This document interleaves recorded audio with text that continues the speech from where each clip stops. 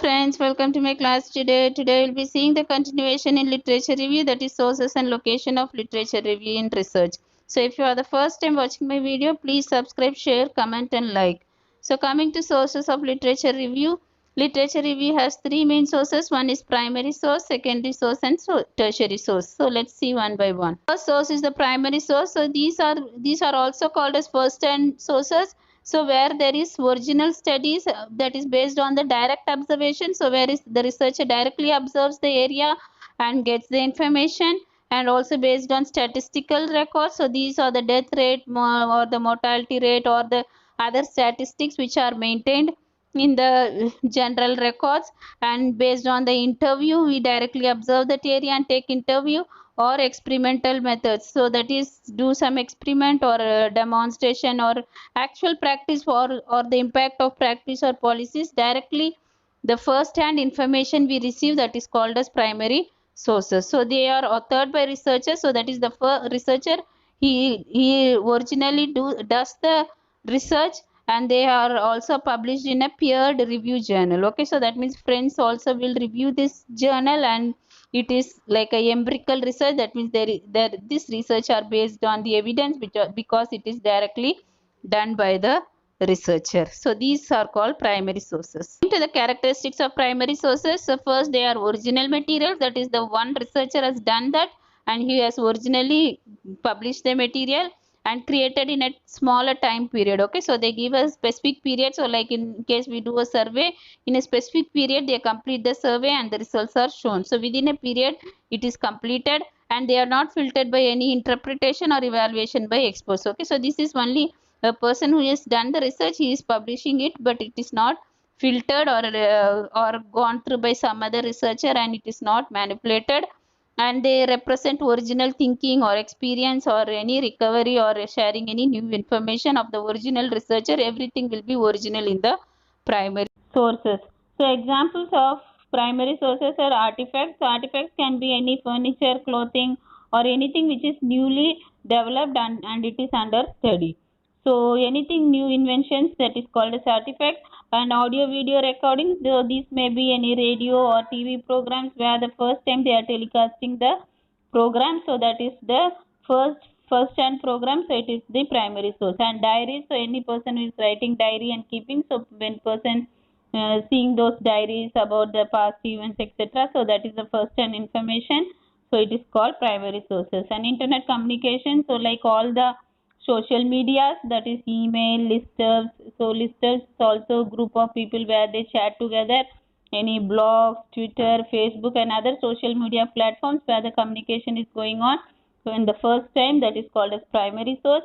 And interviews, so this can be any oral histories and telephone interview or email interview, or any newspaper articles that is written in the first time, and original documents like birth certificate, marriage certificate, license, will certificate, trial, transcripts, so any certificates, form of certificates which are originally written, that they are called as primary sources. And personal correspondence, like any letters we send, these are also primary source. And photographs we take for the first time, that is photograph copies, these are also primary sources. And proceedings of meeting, conference and symposium. Okay, proceedings means what all we happened in the symposium and conference we write, that is called proceeding. And records of organization, government agencies. Okay, so they keep an annual report or a treaty report, constitution, government documents. So these are all first hand written, so it is under primary sources. And any speech that is delivered during any competition or any conferences, so they are also first hand information. And survey research, market surveys, public opinion polls, so these are information which are first time collected, so they come under the primary sources. And transcript of radio and television programs, so they write the transcript is the story will be written about the program, so these are also primary sources. And work of art, architecture, literature and music, like painting, sculpture, musical scores, buildings, novels, poems, so anything related to art, this all comes under the primary sources. Next is the secondary sources. So secondary sources means they describe, summarize or discuss information that are presented originally by another source. Okay, so that means the author who is presenting will not participate in the event, but he will take the source from the other person and he will present it. That is called secondary source. So this type of source is written by broad audience, which includes definition, discipline and all the specific terms, history relating to the topic. So we collect so many histories, theories, principles. So whatever is written in the books and it is kept for study, all those events related to the topic will come under the secondary source. Okay, so in secondary source there is no evidence because the author is not doing the study by himself, but he is taking the interpretation or analysis or commentary of the content from the primary source material. Okay, so that is the second hand. So first hand is the primary source. From the first hand he will get the reports, that is called as secondary sources. Okay, coming to characteristics of secondary source, so they can be a value in improving the overall research paper because secondary source will be some communication which is happened earlier. So what is already known from that topic we can collect and do our study so that we can add on the old information, our new information.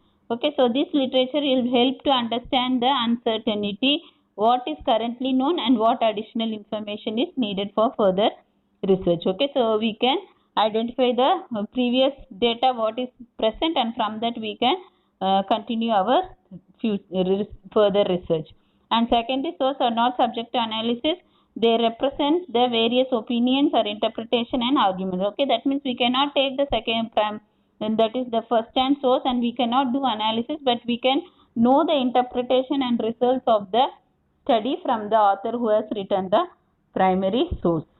Examples of secondary source is biographical works. Biography means, so there is some person who is writing about a biography of a person. Okay, so like a person writing about Abdul Kalam or Gandhiji.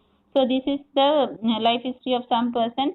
Another person is writing, that is called as biographical works. And books like other than fiction and autobiography. So autobiography is self-written, so it comes under primary sources.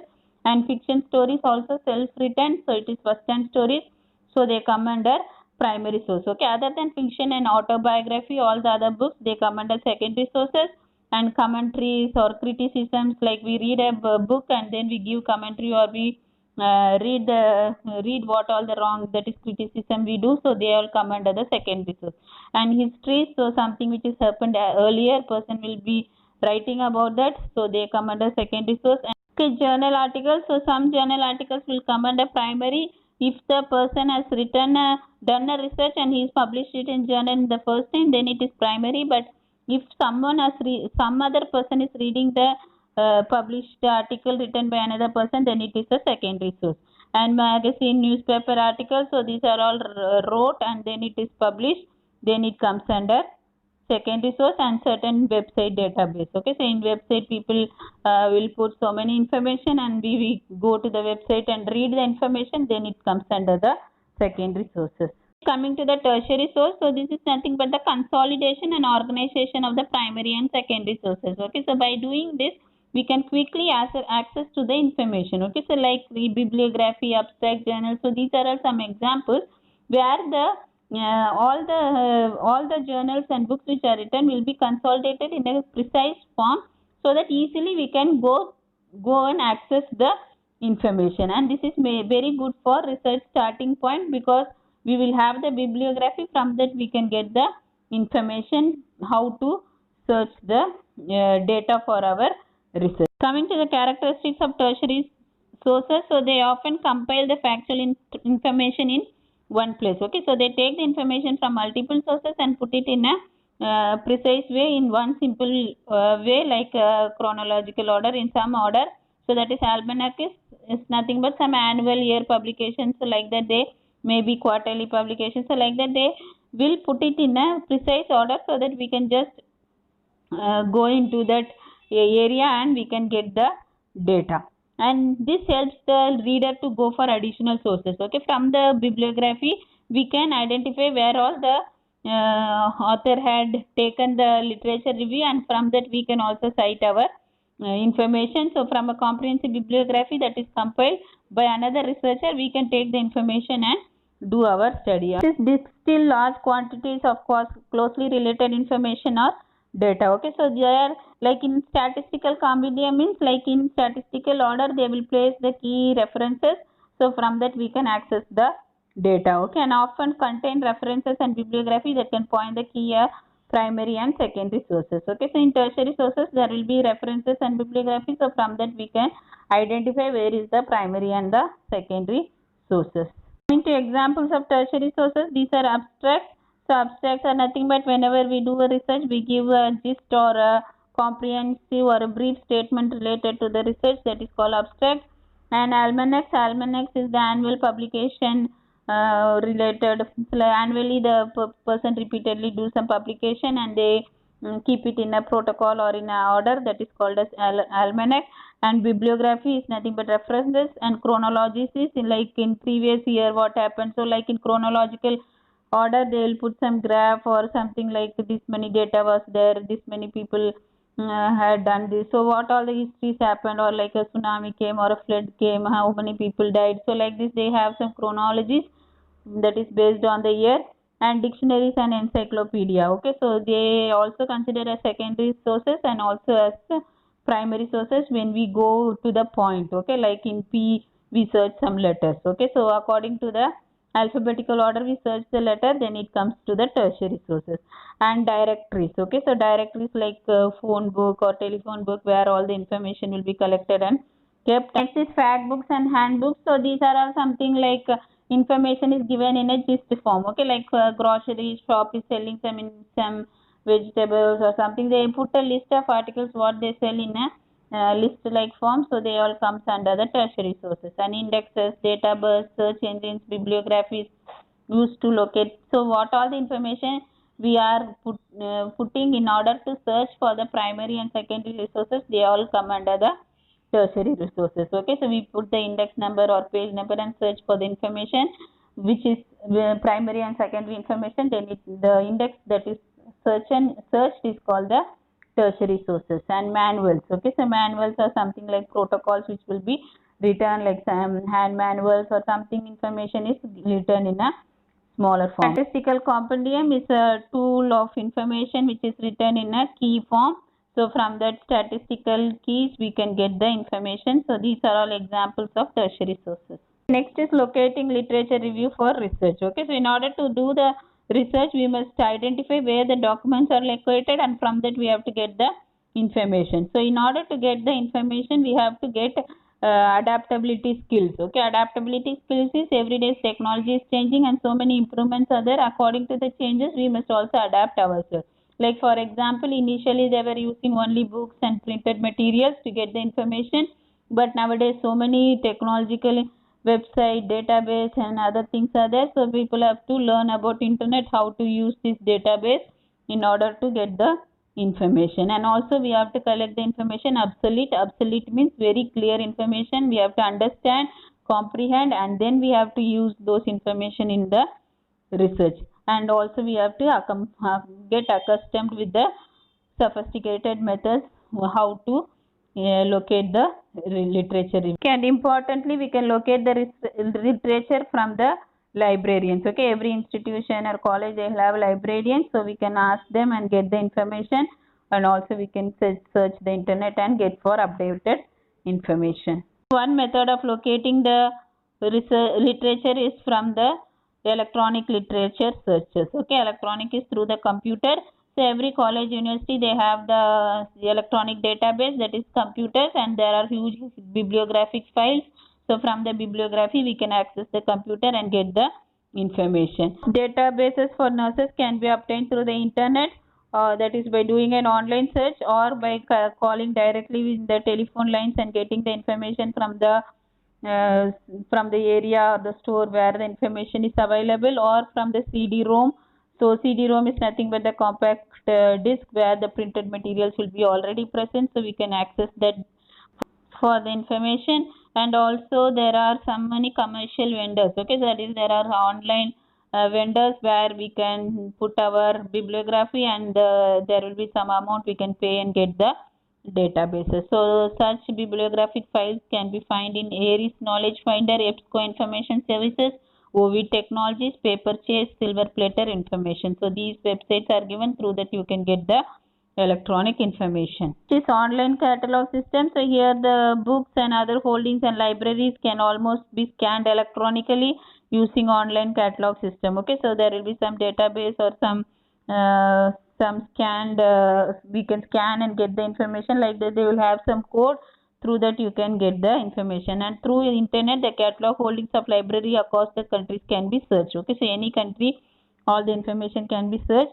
And also it is useful through Sigma Theta Tau International Registry of Nursing Research on the internet. Okay, so we can register in this, then we can get the database from that. Okay, so this registry has 12,000 studies, and all the keywords and variables you can put in the name. So what database or what study you are doing, based on that the keywords can be entered and you can access to the information. Registry can be accessed.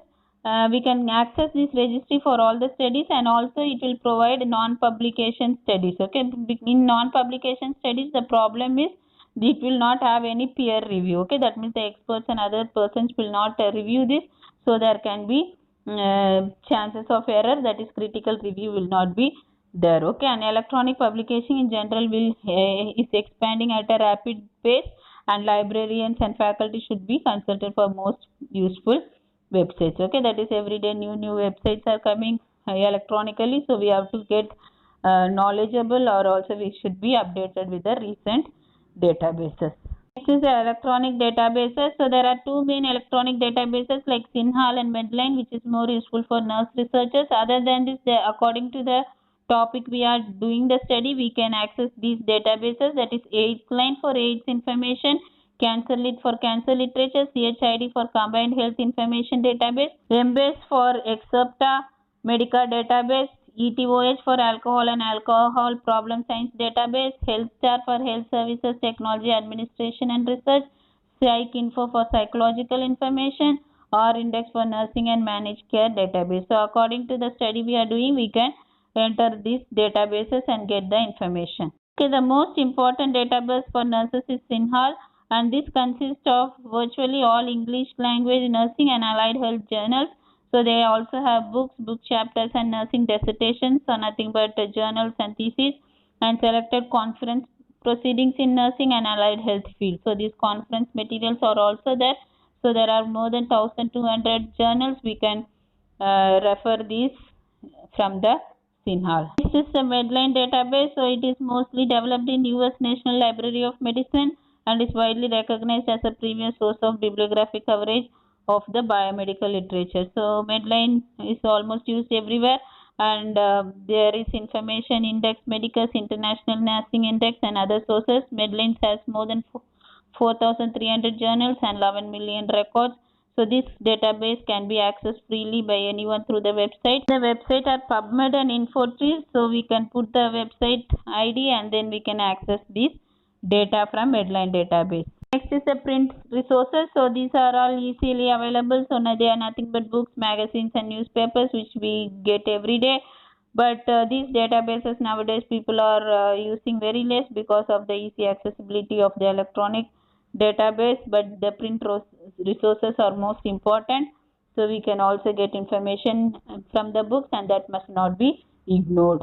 Next is the print index. So these are books that are used to locate the articles in journals, periodicals, book dissertation publications of a professional organization and government documents. Okay, so any documents according to the alphabetical order or some chronological order, they will be keeping the index. So from the index we can identify which area these books are available. From that we can collect the books. Okay, and these are also useful for nurses. The International Nursing Index, Cumulative Index to Nursing and Allied Health, so that is Sinhal.